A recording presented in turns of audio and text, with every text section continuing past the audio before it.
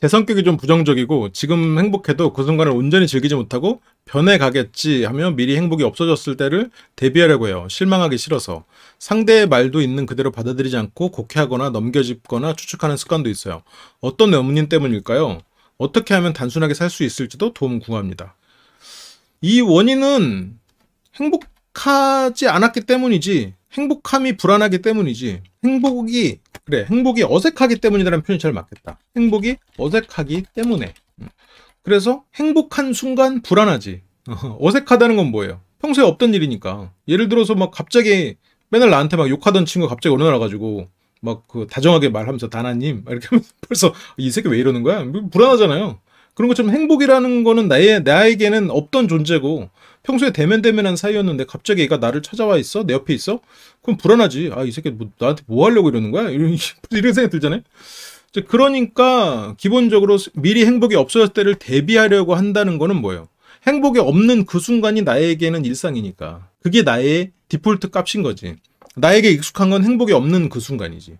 그래서 행복이 어색하기 때문이죠. 원인은 행복을 경험하지 못한 것, 행복을 경험하지 못한 것이라는 착각이야, 실은.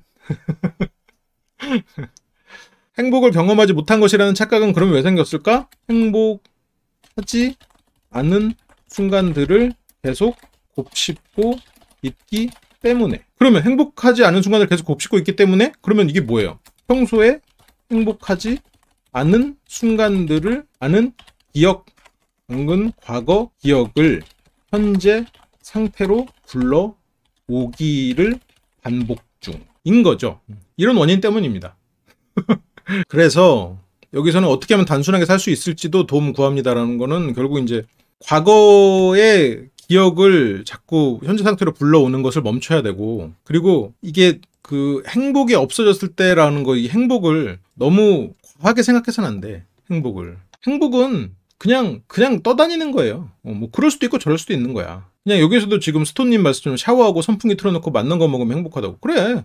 행복이라는 건 여기도 있고 저기도 있고 그런 거예요. 그래서 어떤 그 성격이 부정적이라는 거는 부정적인 거를 자꾸 먼저 떠올리는 거란 말이에요. 그러니까 본인이 그걸 자꾸 싸워야 돼. 그런 거에 자꾸 저항하면서 싸워야 돼. 저항을 싸운다는 거는 나도 내가 행복을 선택할 수 있는 사람이야. 이 생각을 해야 하는 거예요. 이 생각이 필요한 거지. 나도 내가 행복을 선택할 수 있는 사람이라는 생각? 이거가 어떻게 보면 다나님을 바꾸는 거예요. 그러니까 이게 행복이 없어졌을 때, 행복이 존재할 때, 나에겐 행복이 어색해. 그래서 행복이 없어졌을 때가 마음이 편해요. 행복이 있으면 이 행복이 깨질까? 유지할까? 불안하단 말이에요. 이럴까 저럴까 모르는, 뭔가 어떤 일이 벌어질지 모르는 상태가 돼버려요. 행복한 건. 그런데 행복이 없어지면 역시나 나는 행복하지 않구나. 안정돼 있어. 마음이 편해. 당신은 우울증임이 확실합니다. 마음이 편해. 내가 혹시 우울증일까? 아닐까? 마음이 불안해. 뭘지 모르니까. 이 사람이 나를 좋아할까? 아닐까? 마음이 불안해. 너 나 안 좋아하면 꺼져. 그래서 이 사람이 꺼졌어. 마음이 편해. 오늘 앞에서 사연들이 좀 떠오르죠? 이게 지금 다나님만의 실은 그러니까 고민이 아닌 거지. 이런 생각 때문에 고민하는 사람들이 굉장히 많은 거예요. 실은 그래서. 앞에 이런 사연들하고 연결되잖아요. 예측 불가능, 그러니까 이런 것들이 겹치는 거죠. 과거 기억들은 빅데이터 아닌가요? 과거 기억들 중에서 어떤 데이터를 자꾸 인출해가지고 내가 그 기억을 계속해서 강화시키고 있느냐지. 기억들은 존재하죠. 근데 예를 들어서 불행한 순간은 존재하겠지만 불행한 그 순간이 지속되는 건 내가 그거를 계속 곱씹고 있기 때문이지. 내가 남들보다 더 불행함을 많이 겪었을지 모르지. 근데 그게 내가 지금까지 살아온 순간의 대부분은 아닐 거란 말이에요. 그러니까 그 안에서 나한테 어떤 선택지가 없었던 것도 아닐 거고. 아무튼 그래서 나도 내가 행복을 선택할 수 있는 사람이다라는 것. 그리고 지금 이 순간 이 행복은 원래 사라지는 거예요. 이 행복은 원래 영원하지 않아.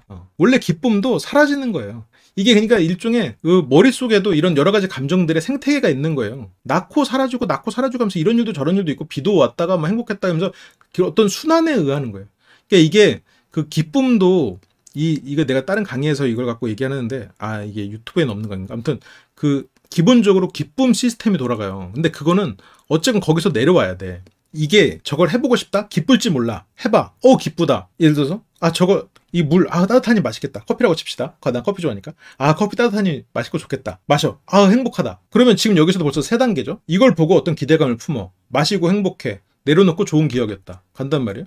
그러면 이 기대감만 계속해서 유지되는 게 어떤 상황이에요? 일종의 도파민 중독, 도박 중독 상태가 돼요. 이 시스템이 회로가 멈춘 거야. 기대감에서 멈춰 있으면 중독 상태로 빠지는 거고, 마시고 기쁜 상태가 유지되면 이것도 문제가 되는 상태죠. 기쁘고 내려놔야지. 그래야 일상으로 돌아올 거 아니에요. 이게 순환이 안 되면 문제가 생긴다고요. 아무튼 그렇기 때문에 원래 모든 행복은 사라진다. 이건 다 순간이고, 그 안에서 나는 인생을 내 인생의, 내 머릿속의 생태계를 잘 돌린다. 이렇게 생각을 하시면 좋을 것 같습니다.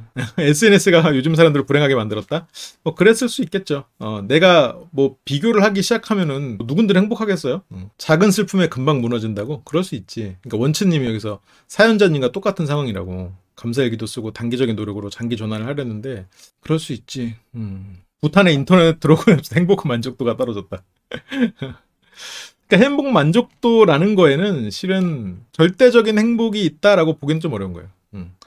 불행한 기억을 계속 불러오는 걸 멈추고 분리하는 건 훈련으로 가능한가요? 스스로? 가능하죠. 스스로 안 되는 경우는 장애가 발생했을 경우. 근데 장애가 발생하기 전에 그거를 만들어야겠죠. 그걸 멈추도록. 영원하지 않은 것에 대한 극도의 경계심. 근데 모든 감정은 영원하지 않아. 스스로 잘 안 되면 상담받으면 좋죠. 상담받으면. 그러니까 스스로 잘하려면 그 기억을 자꾸 끊어내야 돼. 그 기억의 인출을 딱 인출이 되는 순간 내가 이거 기억했네? 그리고 딱 멈춰. 그래서 어쨌건 기억을 자꾸 멈추고 그 인출이 될수록 자꾸 강화된단 말이야. 어떤 그 부정적인 그 기억이 인출됐을 때 도저히 이걸 멈추기가 힘들다. 그래 인칭을 바꿔봐요. 인칭을 바꾸면 그게 이제 내가 그 경험을 2인칭으로 보고 그 상대의 눈에서도 보고 3인칭으로도 보고 이걸 해보는 것도 도움이 되고, 아니면 그 기억을 그냥 안 하고 다른 생각하는 것도 좋아요. 이게 실은 제일 좋아. 그냥 다른 생각을 해버리는 거. 그러니까 어떤 경험을 그냥 3자 입장에서만 다시 바라볼 수 있는 것만으로도 실은 굉장히 효과적이죠. 지금 그렇습니다. 이 다나님 사연은 굉장히 의미가 있는 사연이었어요. 제 친구는 안 좋은 생각이 떠오르면 노래 부른다. 나쁘지 않아요. 이게 예를 들어서 내가 노래를 부르는 게 행복한 생각을 만들어내는 트리거라면, 내가 불행한 생각이 들 때 행복한 생각이 나는 트리거를 여기다 입혀버리면 그게 전환할 수 있죠. 예를 들어서 내가 뭐 술을 마실 때 나쁜 기억이 들어. 그럼 술을 끊어야지. 커피를 마시면 좋은 기억이 올라와. 그러면 뭔가 나쁜 기억이 올라올 때 커피를 마시는 거야.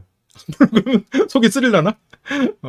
우울할 때 자꾸 먹는 거 멈춰야지. 우울한 것을 먹는 것으로 푸는 건 좋지 않아. 그러니까 뭐 먹는 것으로도 풀리면 다행이라고 하면 뭐 그럴 수 있는데, 조금 다른 방향을 찾는 게 좋죠. 조금 다른 것. 뭐 하다못해 산책이 낫지. 산책이나 뭔가 같이 통화했을 때 기분이 좋아지는 사람과 얘기를 한다거나. 그래, 살찌면 또 우울해지잖아. 아니, 나처럼 내려놓으면 괜찮은데 여러분들처럼 이렇게 훌륭하신 분들은 살찌면 우울해지잖아요. 넘겨짚거나 추측하는 습관도 실은 비슷한 건데, 넘겨짚거나 추측하는 습관이 왜 생기냐면, 넘겨짚는 건 뭐예요? 미래에 일어날 어떤 불안한 것을 미리 재단해서 결론을 내려버린다란 말이에요. 넘겨짚거나 추측한다가 실은 앞에서 말했던 것처럼 불안한 현재 상태를, 미래에 예를 들어서 어떤 일이 일어날지 모르는 거를 현재로 당겨와서 이게 나쁜 결론이라 할지라도 끝내버리는 거야. 그게 지금 아까 말했던 그거랑 같은 맥락이잖아요. 근데 이게 제가 그런 상담에서 얘기했지만, 이 사람이랑 지금 만났어. 이 사람이 지금 나를 사랑하는지 안 하는지 몰라. 그런데 나는 이미 이 사람한테 빠졌단 말이에요. 그러면 이 사람이 지금 나를 사랑하지 않는다고 넘겨짚으면서 나 사랑해요? 사랑 안 해요? 빨리 말해요. 사랑 안 하죠? 알았어. 오케이 끝. 이게 지금 넘겨짚거나 추측하는 습관의 한 맥락이란 말이에요. 그러니까 남자친구의 말보다 넘겨짚거나 추측하는 게 내가 바라는 어떤 감정적인, 부정적인 감정 값으로 상대의 말을 해석해버리는 거예요. 그러니까 내가 상처받고 싶은 거야. 이게 참 스스로는 동의하기 힘든 부분이거든요. 근데 나는 상처받는 게 예를 들어서 익숙해. 그게 마음이 편안해요. 내가 상처받고 있다. 이 사람은 나를 불행하게 만드는 존재다. 이건 이미 결론이 났어. 이게 예를 들어 진단이 나온 거란 말이에요. 근데 이 사람이 나를 행복하게 해줄 존재다. 이 사람이 나를 상처 줄 의도가 없다. 이건 불안해. 아닐 수도 있거든. 그게 익숙하지 않으니까, 어색하니까, 이상한데? 아닐 수도 있는데? 그렇기 때문에 저렇게 해석하는 경우가 있단 말이에요. 그러니까 이거는 내가 지금 행복을 선택하지 않으려는 시도다. 이건 내가 지금 여기에 저항해야 된다라고 생각해야 돼. 맞서 싸워야 돼요. 지금 본인의 그 사고와. 그쵸. 속는 걸 너무 경계하다 보면 실은 제대로 된 답을 내리지 못해. 그러니까 이게 자꾸 현실적인 생각을 해야 돼요. 실제로 속았을 때 나한테 큰 상처가 없을 수도 있어요. 큰 손해가 아닐 수도 있어. 물론 손해가 있을 수도 있겠지만. 동네 바보형은 끝까지 웃으며 죽지만 그게 진짜 행복한 건가? 늘 이런 생각이라고. 왜 나도 웃으면서 죽을 건데 왜? 과거와 비슷한 상황이면 다음 상황을 넘겨짓게 되는 거, 자기 방어 본능이 작동하는 거 아닌가요? 그렇게 해석할 수도 있는데, 이게 과거와 비슷한 상황에서도 내가 어떤 것을 넘겨짚어서 스스로를 상처 주는 방향으로 풀어냈다면, 그게 어떻게 보면 좀 여기도 있잖아요. 그대로 받아들이지 않고 곡해를 해서 이런 게 일어났다면 실은 그거는 현명한 해석 방식은 아닌 거지. 보통 진실은 굉장히 심플하단 말이에요. 심플한 게 아름답거든. 어떤 현상이나 이런 거는 가장 단순하게 해석할 수 있을 때 진실에 가깝단 말이에요. 근데 이게 곡해를 하는 이유는 그게 내 감정을 곡해를 해야 맞물린 해석이 되기 때문이란 말이죠. 왜냐면 이 사람이 어떤 말을 할 때 내가 이미 상처를 받았어. 감정적으로 불쾌함이 올라왔어. 그러면 이 사람이 나를 불쾌하게 할 의도가 있었다 라고 해석해야 그게 맞단 말이에요. 내 감정에 대한 해석이 맞단 말이에요. 그래서 이 사람의 의도를 최대한 곡해를 해야 내가 타당한 감정이 된다는 말이죠. 그리고 내 감정이 이런 게 드는 이유는 불확실한 상황이 아니라 확실한 불행을 선택하기 위한 그게 버릇된 감정에서부터 출발하니까 오컴의 면도 말이죠. 그치. 이 사연이 이렇게까지 길게 얘기하고 많은 분들의 공감을 얻을지는 몰랐네요. 저 4줄로 딱 끝낼 수 있을 생각일 줄 알았는데 굉장히 많은 얘기가 풀어졌네요. 입체적으로 해석할 수 있는 상담이었구나. 좋네요. 사연 재올림. 이게 다시 올린 그 보람이 있다. 고맙습니다. 다시 올려줘서.